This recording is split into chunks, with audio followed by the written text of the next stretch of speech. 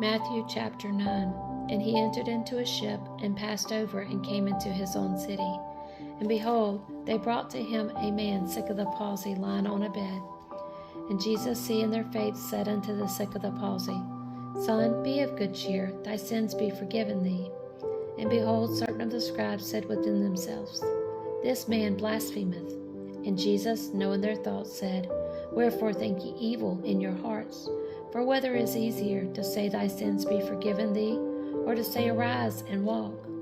But that ye may know that the Son of Man hath power on earth to forgive sins.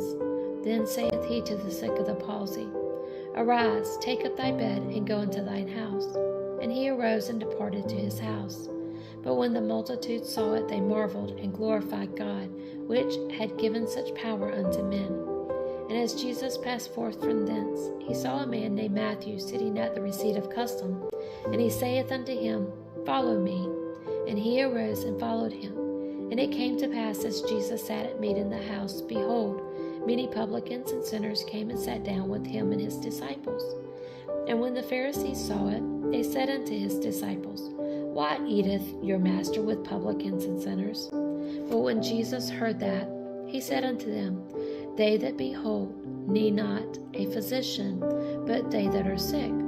But go ye, and learn what that meaneth. I will have mercy and not sacrifice. For I am not come to call the righteous, but sinners to repentance. Then came to him the disciples of John, saying, Why do we and the Pharisees fast oft, but thy disciples fast not? And Jesus said unto them, Can the children of the bride chamber mourn, as long as the bridegroom is with them? But the days will come when the bridegroom shall be taken from them, and then shall they fast.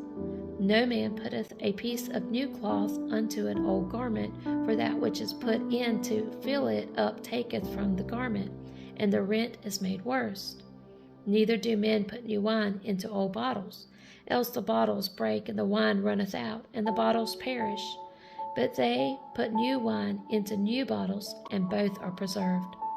While he spake these things unto them, behold, there came a certain ruler, and worshipped him, saying, My daughter is even now dead, but come and lay thy hand upon her, and she shall live. And Jesus arose and followed him, and so did his disciples.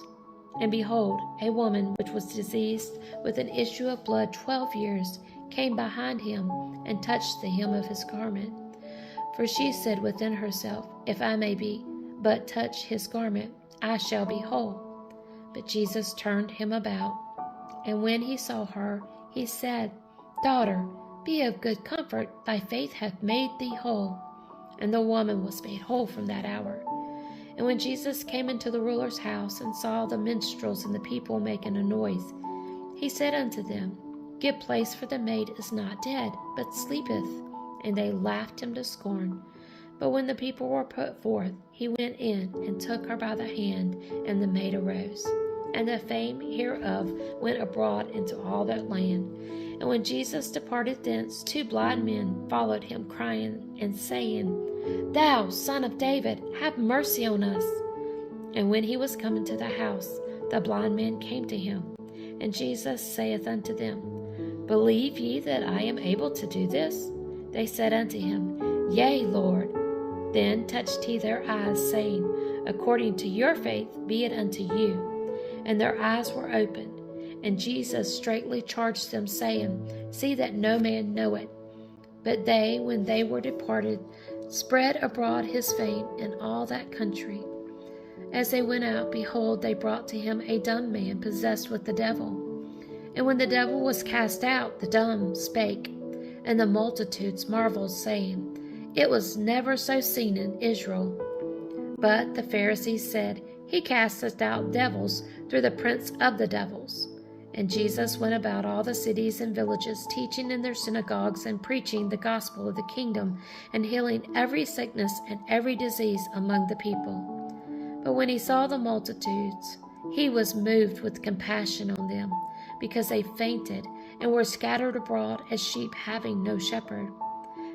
Then saith he unto his disciples, The harvest truly is plenteous, but the laborers are few. Pray ye therefore the Lord of the harvest, that he will send forth laborers into his harvest.